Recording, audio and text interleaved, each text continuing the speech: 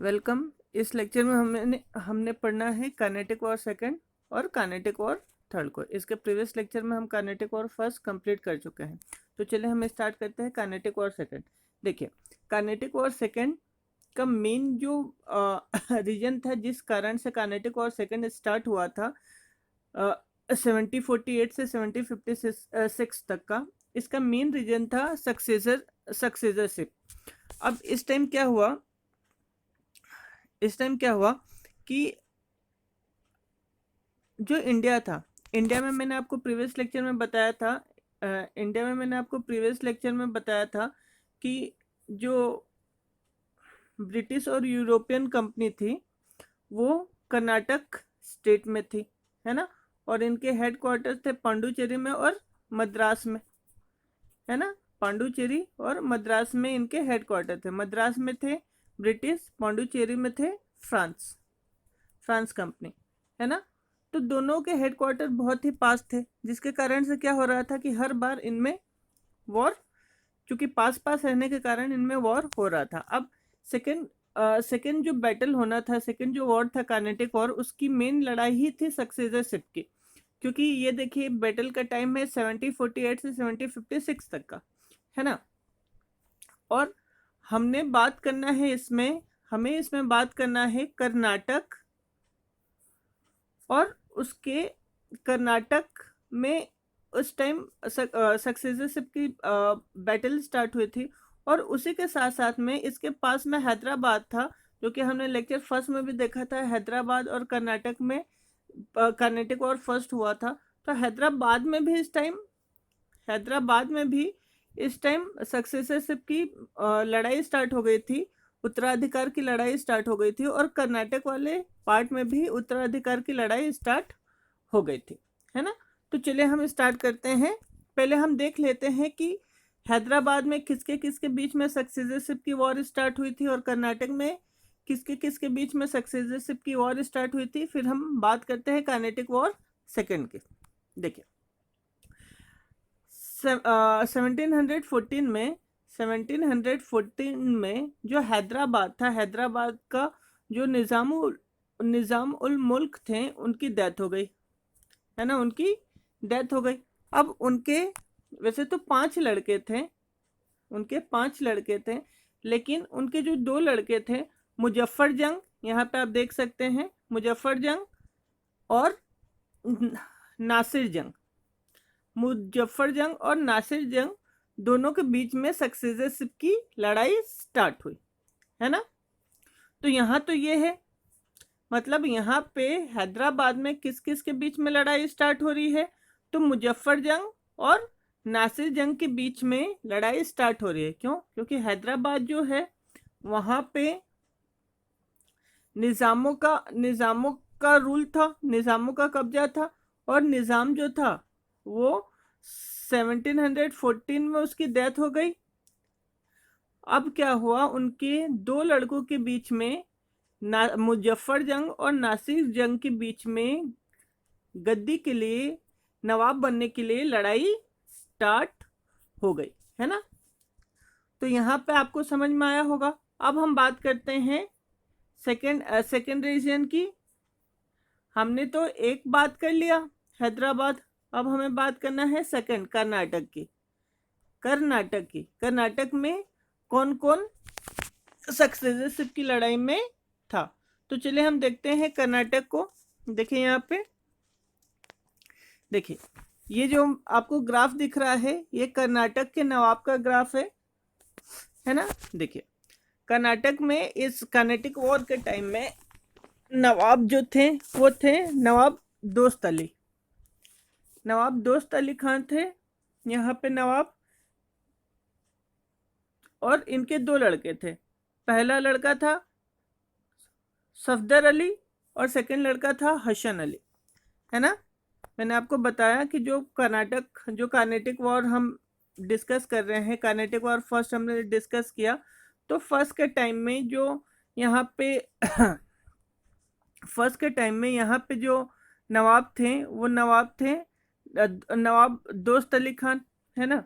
लेकिन नवाब दोस्त अली खान और इनके 2 लड़के थे, सफदर अली और हसन अली। अब क्या होता है, 1740 में हैदराबाद में निज़ाम की मृत्यु तो हो ही जाती है।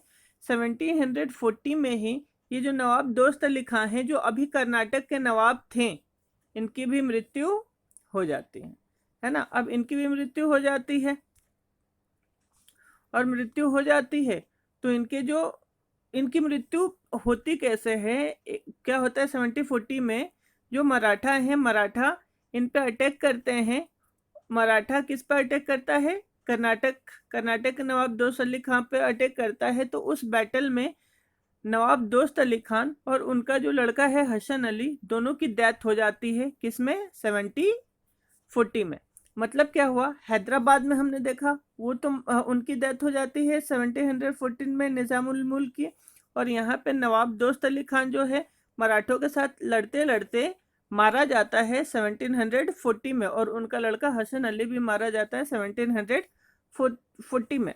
अब क्या होता है, दो भाइयों के बीच में, एक भाई तो बैटल में मारा गया, नवाब दोस्त अली खां और हसन अली दोनों बैटल में मारे गए। अब बचा कौन, सफदर अली। सफदर अली इनके मारे जाने के बाद कर्नाटक की गद्दी पे बैठता है, मतलब नवाब बनता है ना। लेकिन क्या होता है, इसके 2 साल ही बाद मुर्तजा अली, जो इसका कजिन ब्रदर रहता है, किसका, सफदर अली का, वो उसे मार देता है और खुद वो कर्नाटक का नवाब बन जाता है। किसे मार देता है, सफदर अली को। सफदर अली को वो मार देता है, कौन, मुर्तजा अली, जो कि सफदर अली का कजिन ब्रदर है। और 1742 में वो कर्नाटक की गद्दी पे बैठ जाता है। लेकिन क्या होता है, कर्नाटक के लोग मुर्तजा अली को सपोर्ट नहीं करते हैं, है ना, और जिसके कारण वो वहां से भाग जाता है, कर्नाटक से भाग जाता है। और जो सफदर अली है, सफदर अली का जो लड़का है, इसकी उम्र अभी बहुत छोटी है, इस टाइम छोटा बच्चा है, जिसका नाम है सैयद मोहम्मद। सैयद मोहम्मद को वहाँ के लोग गद्दी पे बैठाते हैं। क्योंकि इसकी एज अभी काफ़ी छोटी होती है, तो इसे गद्दी पे तो बिठाते हैं, लेकिन एक अस्थाई टेम्परेरी नवाब अपॉइंट किया जाता है, जिसका नाम रहता है अब्दुल्ला खां। क्या नाम रहता है, अब्दुल्ला खां।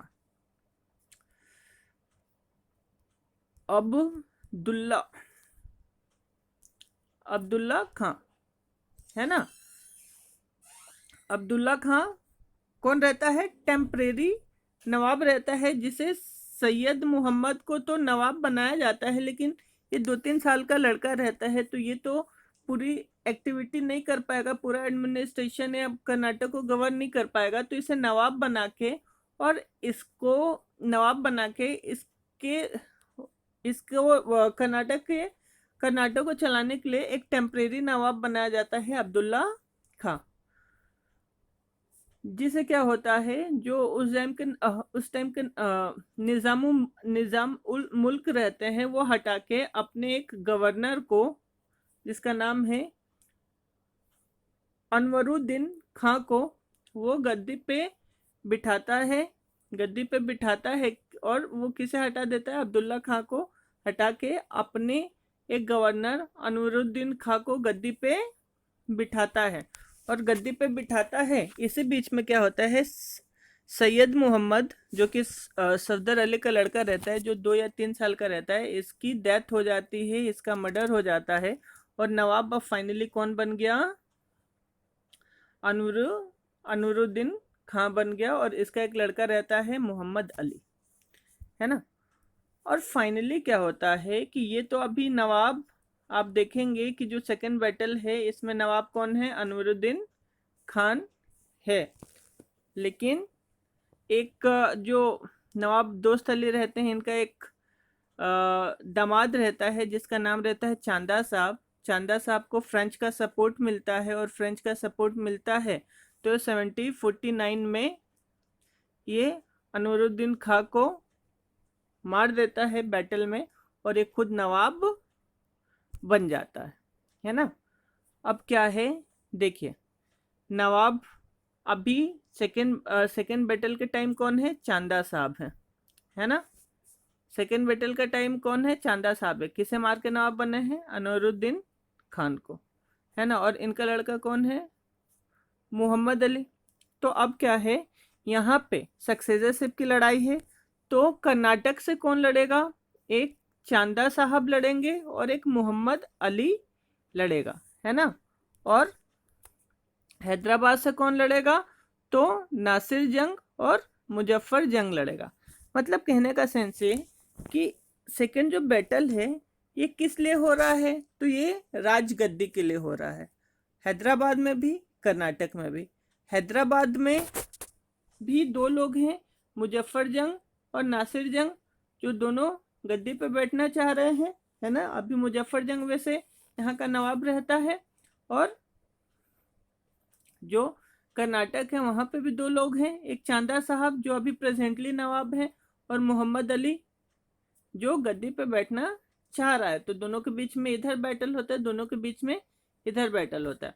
और इसमें एक को यहाँ पे FIC लिखा है, जो फ्रांच ईस्ट इंडिया कंपनी, या इसे आप ओरिएंटल ईस्ट इंडिया कंपनी भी बोलते हैं। फ्रांस ईस्ट इंडिया कंपनी किसे सपोर्ट कर रही है? मुजफ्फर जंग को। ईस्ट इंडिया कंपनी किसे सपोर्ट कर रही है? नासिर जंग को। ये कहाँ पे है? ये हैदराबाद। ये हैदराबाद में सेकेंड बैटल में क्या हो रहा है? सक्सेसरशिप की लड़ाई है, जिसमें मुजफ्फर जंग को फ्रांच ईस्ट इंडिया कंपनी या oriental east India company support कर रही है, और नासिर जंग को ईस्ट इंडिया कंपनी सपोर्ट कर रही है। इनके बीच में बैटल होता है, और इनके बीच में बैटल होता है तो क्या होता है? जो नासिर जंग होता है, नासिर जंग मारा जाता है। नासिर जंग जो है वो मारा जाता है, और फाइनली बैटल हैदराबाद में कौन जीत लेता है? मुजफ्फर जंग। मतलब हैदराबाद में कौन सी कंपनी बैटल जीतती है? फ्रांच ईस्ट इंडिया कंपनी या ओरिएंटल ईस्ट इंडिया कंपनी जीत जाती है। क्योंकि मुजफ्फर जंग किसके सपोर्ट से जीतता है? तो फ्रेंच ईस्ट इंडियन कंपनी के सपोर्ट से जीतता है। तो इसके एवज में, इसके रिटर्न में एज अ गिफ्ट, मुजफ्फर जंग फ्रेंच ईस्ट इंडियन कंपनी को 50,000 पौंड कैश गिफ्ट करती है। पौंड एक करेंसी है ना। 50,000 पौंड कैश गिफ्ट करती है ना। और एक स्टेट, एक रीजन गिफ्ट करती है, जहां से पर ईयर 10,000 पौंड का उन्हें रेवेन्यू कलेक्ट हो पाए, है ना। देखिए, मैंने अभी तक आपको बताया कि हैदराबाद में सक्सेसरशिप की लड़ाई चलती है, जिसमें मुजफ्फर जंग और नासिर जंग के बीच में बैटल स्टार्ट होती है। सक्सेसरशिप का जो बैटल है वो स्टार्ट होता है मुजफ्फर जंग और नासिर जंग के बीच में। मुजफ्फर जंग को सपोर्ट करता है फ्रेंच ईस्ट इंडियन कंपनी या ओरिएंटल ईस्ट इंडियन कंपनी, और नासिर जंग को सपोर्ट करता है ईस्ट इंडियन कंपनी, जो कि ब्रिटिश की होती है। इस बैटल में मुजफ्फर जंग जीत जाता है और नासिर जंग मारा जाता है। मतलब फ्रेंच ईस्ट इंडियन कंपनी जीत जाती है। इसके एवज में जो मुजफ्फर जंग रहता है वह हैदराबाद का नवाब बन जाता है, और इसके एवज में चूंकि फ्रेंच ने इन्हें सपोर्ट किया था, मुजफ्फर जंग को सपोर्ट किया था, तो एज अ गिफ्ट वो 50,000 पौंड कैश देता है फ्रेंच की कंपनी को, ओरिएंटल ईस्ट इंडिया कंपनी को, और एक स्टेट देता है, एक रीजन देता है, जहां से पर ईयर 10,000 पौंड का उन्हें रेवेन्यू कलेक्ट हो पाए। अब देखिए, हम कर्नाटक की बात करते हैं, है ना। अब कर्नाटक की हम बात करते हैं, तो कर्नाटक में हम देखते हैं कर्नाटक में क्या होता है। रॉबर्ट क्लाइव जो होता है, वो जो अकाट होता है, अकाट एक जगह है जो कि कर्नाटक का कैपिटल है। ये मैंने आपको फर्स्ट वॉर में भी बताया था। अकाट को वो घेराबंदी कर देता है, वहाँ पे घेरा डाल देता है ना। कर्नाटक के कैपिटल पे घेरा डाल देता है। अब यहाँ पे भी दो लोग हैं जिसके बीच में सक्सेसरशिप की लड़ाई चल रही है। पहला है चांदा साहब, जिन्हें कौन सपोर्ट कर रहा है? फ्रेंच की कंपनी सपोर्ट कर रही है। और सेकंड है मोहम्मद अली, जिसे कौन सपोर्ट कर रहा है? इसे ईस्ट इंडिया कंपनी सब कर रही है। और यहाँ पे क्या होता है? चांदा साहब युद्ध में मारे जाते हैं। चांदा साहब युद्ध में मारे जाते हैं, और कर्नाटक किसके कंट्रोल में आ जाता है? ब्रिटिश के कंट्रोल में आ जाता है ना। ब्रिटिश के कंट्रोल में आ जाता है। मतलब क्या कि जो कर्नाटक है, कर्नाटक में रॉबर्ट क्लाइव के अंडर में सपोर्ट किया जाता है मोहम्मद अली को, है ना। और ये लोग क्या करते हैं, जो अकाट है, जो कैपिटल ऑफ कर्नाटका था उस टाइम में, कैपिटल ऑफ कर्नाटका अकाट, है ना, ये कर्नाटका इधर था और अकाट यहाँ पे था। इसका ये मोहम्मद अली और ब्रिटिश, मोहम्मद अली की आर्मी और ब्रिटिश की आर्मी मिलके अकाट को घेर लेती है। और इसमें कैपिटल है, तो कैपिटल में नवाब बैठेगा, तो इस टाइम नवाब कौन है, तो चांदा साहब। चांदा साहब यहाँ पे नवाब है, जो जिसे ब्रिटिश आर्मी और मोहम्मद अली की आर्मी घेर लेती है। और इसे बैटल में चांदा साहब की डेथ हो जाती है, चांदा साहब मारा जाता है। और फाइनली चांदा साहब मारा जाता है। जब नवाब भी मर जाता है, नवाब ही मर जाएगा, तो वो रीजियन जीत जाएंगे, है ना, राजा ही मर जाएगा, तो जो आर्मी है वो स्टेट पूरा जीत जाएगी। तो यहाँ पे किसकी विक्ट्री होती है, मोहम्मद अली की विक्ट्री होती है, मतलब ब्रिटिश की विक्ट्री होती है ना। मतलब क्या हुआ कि अभी तक हैदराबाद में कौन जीता, तो हैदराबाद में कौन जीता, तो हैदराबाद में फ्रेंच जीते, है ना। कर्नाटक में कौन जीता, तो कर्नाटक में ब्रिटिश जीते। हाँ, कर्नाटक में कौन जीता, तो कर्नाटक में ब्रिटिश जीते। हैदराबाद में फ्रेंच, कर्नाटक में ब्रिटिश, मतलब दोनों ने एक एक एरिया को अपने कंट्रोल में ले लिया। और यहाँ पे क्या होता है, यहाँ पे दोनों की लड़ाई, जो मतलब ये सेकेंड कर्नाटिक वॉर है, यहाँ पे फिनिश हो जाता है ट्रीटी ऑफ पांडुचेरी के साथ, है ना। तो ये था हमारा battle of the Carnatic war second, जिसमें किस लिए हुआ, सक्सेसरशिप की लड़ाई थी, उत्तराधिकार की लड़ाई थी, गद्दी की लड़ाई थी, है ना, सक्सेसरशिप की लड़ाई थी, जो कि हैदराबाद और कर्नाटक में हुआ था। हैदराबाद में दो लोग थे जिसके बीच में सक्सेसरशिप की लड़ाई चल रही थी, मुजफ्फर जंग और नासिर जंग, दोनों भाई थे। कर्नाटक में भी सक्सेसरशिप की लड़ाई चल रही थी, चांदा साहब और मोहम्मद अली के बीच में। चांदा साहब को फ्रेंच सपोर्ट कर रहे थे, मोहम्मद अली को ब्रिटिश कंपनी सपोर्ट कर रही थी। हाँ, यहाँ पे हैदराबाद में मुजफ्फर जंग जीत जाता है, जो फ्रेंच कंपनी सपोर्ट करती है। यहाँ कर्नाटक में मोहम्मद अली जीत जाता है, जिसे ब्रिटिश कंपनी सपोर्ट करती है। मतलब फ्रेंच का कब्जा हैदराबाद पे हो जाता है, ब्रिटिश का कब्जा कर्नाटका पे हो जाता है। और इसी के साथ ये बैटल ट्रीटी ऑफ पांडुचेरी के साथ फिनिश हो जाता है। मतलब क्या है, जो बैटल कर्नाटिक वॉर सेकेंड, जो बैटल 1748 से 56 तक का था, वो बैटल हैदराबाद और कर्नाटका के विक्ट्री के साथ बंद हो जाता है। हैदराबाद में फ्रेंच की विक्ट्री होती है, कर्नाटका में ब्रिटिश की विक्ट्री होती है। और ये किस ट्रीटी के साथ बंद होता है, तो ट्रीटी ऑफ पांडुचेरी के साथ बंद होता है, पांडुचेरी के साथ बंद हो जाता है, ख़त्म हो जाता है। ठीक है, अब चलिए हम बात करते हैं कर्नाटिक वॉर थर्ड की। देखिए, कर्नाटिक वॉर थर्ड स्टार्ट होता है 1756 से 1763 तक के 3 तक का ये बैटल रहता है।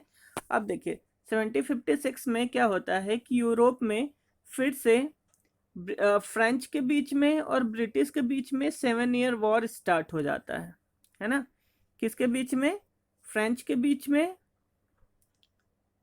और ब्रिटिश के बीच में 7 ईयर वॉर स्टार्ट हो जाता है, जिसके कारण से इंडिया में भी 7 ईयर बैटल, जिसके कारण से इंडिया में भी इसके साथ ही साथ बैटल स्टार्ट हो जाता है।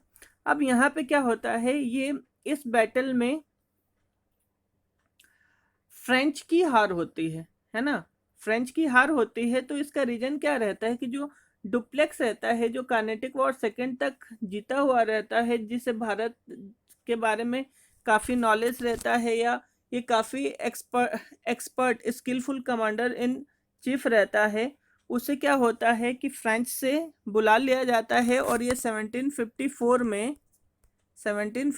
में डुप्लेक्स को, जो कि गवर्नर ऑफ फ्रेंच कंपनी होता है और जो ब्रिटिश को टफ कंपटीशन दे रहा था अभी तक फर्स्ट वॉर और सेकेंड वॉर में, इसे फ्रेंच गवर्नमेंट बुला लेती है और इसे रिटर्न फ्रेंच जाना पड़ता है। अब फ्रेंच जाना पड़ता है तो इसकी जगह पे कोई दूसरा कमांडर इन चीफ भेजा जाएगा।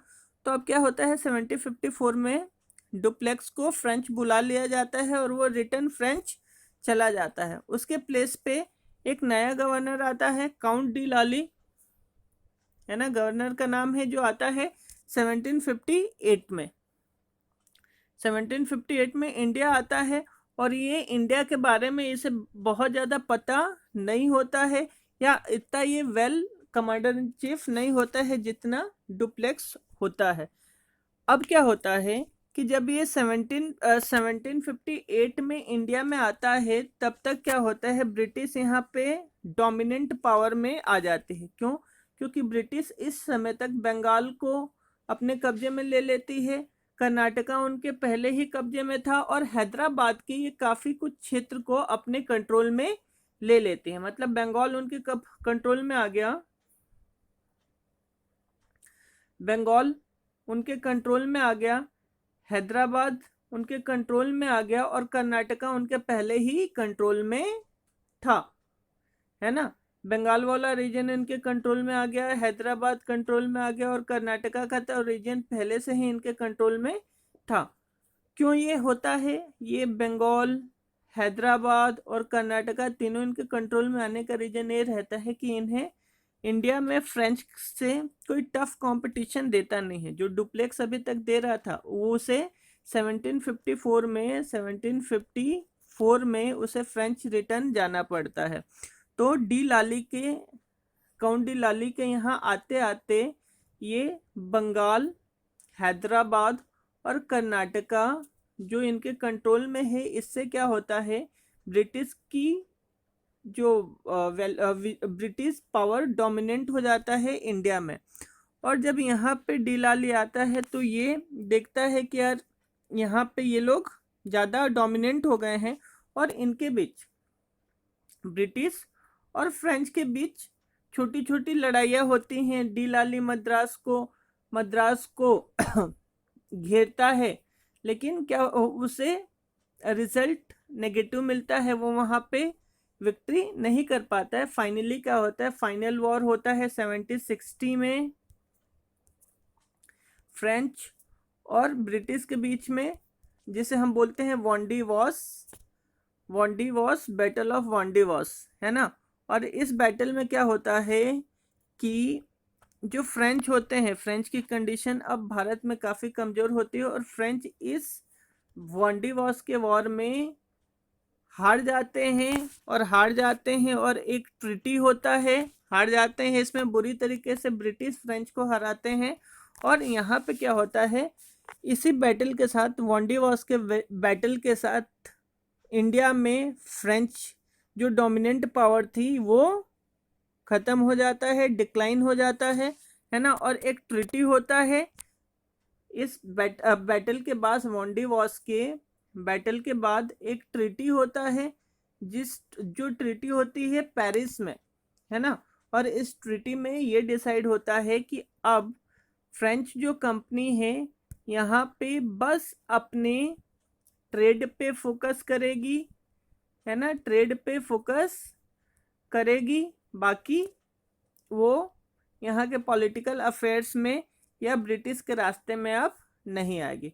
और इसी के साथ साथ वॉन्डी वॉस के बैटल के साथ साथ जो फ्रेंच है, फ्रेंच पावर इंडिया में ख़त्म हो जाती है, और ब्रिटिश यहाँ पे डोमिनेंट हो जाते हैं, और उनका कंट्रोल बंगाल, हैदराबाद और कर्नाटका में वो डोमिनेंट पावर में आ जाते हैं। मतलब काफ़ी मैक्सिमम पार्ट ऑफ इंडिया में वो डोमिनेंट बन जाते हैं, है ना। और इसी थर्ड कार्नेटिक वॉर 1756 से 1763 तक के बीच में जो थर्ड बैटल होता है, जो फाइनल बैटल होता है वॉन्डी वॉस का बैटल, इसमें फ्रेंच कंपनी डिक्लाइन हो जाती है इंडिया से।